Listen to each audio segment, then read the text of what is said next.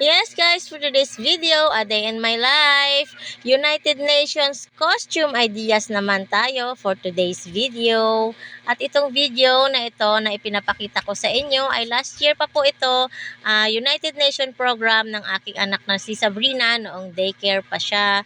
At ayan, ipapakita ko sa inyo ang DIY kong costume para sa kanya. At siya ay nag-represent ng Miss Cambodia. Palike and follow naman dyan sa mga bagong taga-subaybay ko.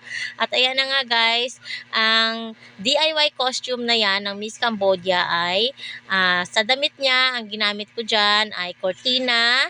Tapos yung sarong niya o di kaya yung parang palda niya ay bigay po sa akin yan ng mabait naming landlady na si Mami Leb.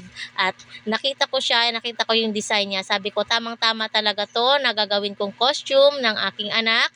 At ayang headdress naman niya guys, kasi mahirap talaga gawin ang headdress ng Miss Cambodia kasi halos ginto-ginto ang style niya. Kaya sabi ko, gagamit na lang ako ng karton, tapos binalot ko siya ng glitter paper, tapos nilagyan ko lamang siya guys ng Scotch Brite. Opo, Scotch Brite po talaga ang ginamit ko dyan guys. Inubos ko, ilang piraso yata yan, inubos ko ng lagay dyan, tapos binuhusan ko lamang siya ng gold na glitters para magmukhang gold kunwari. At ayan nga guys, sa pag-DIY, maging creative lamang po tayo, tingin-tingin tayo sa YouTube or di kaya mag-research tayo kung ano yung gustong outfit, ang gusto nating kalabasan.